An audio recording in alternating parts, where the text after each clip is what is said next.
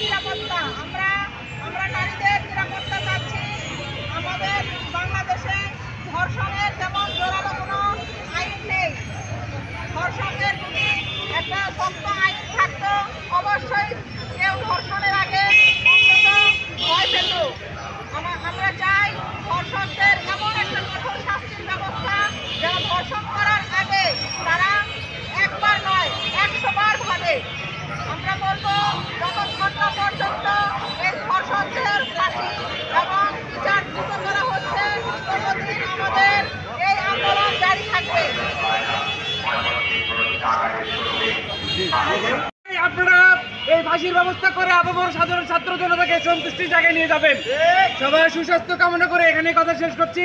আপনারা কি এই যে আজকে দাঁড়িয়েছেন, এই বিষয়টি প্রশাসনকে আপনারা লিখিত জানিয়েছেন কিনা? আমরা এই বিষয়টি হচ্ছে গতকাল মারিয়াম মুকাদ্দাস মিষ্টি আপুর আইডি থেকে আমাদেরকে ঘোষণা হয়েছে, সেটা দুপুর 1টার দিকে সে ঘোষণা আমরা দিয়েছি।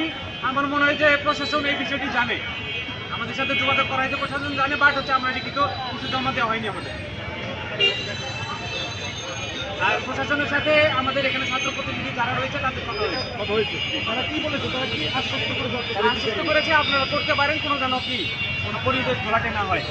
আচ্ছা, তাহলে আপনারা এখন সর্বোচ্চ যে শাস্তি আমরা ধর্ষকের সর্বোচ্চ শাস্তি ফাঁসি চাচ্ছি আর কি। আচ্ছা, আজকের প্রোগ্রাম এখানে শেষ আমরা এখানে একটা আমরা হচ্ছে মিছিল করতে যাচ্ছি।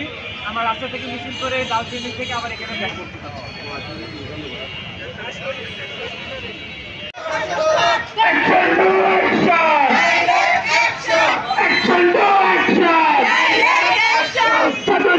সবার আগে সত্যের সন্ধানে দৈনিক মুখের লড়াই।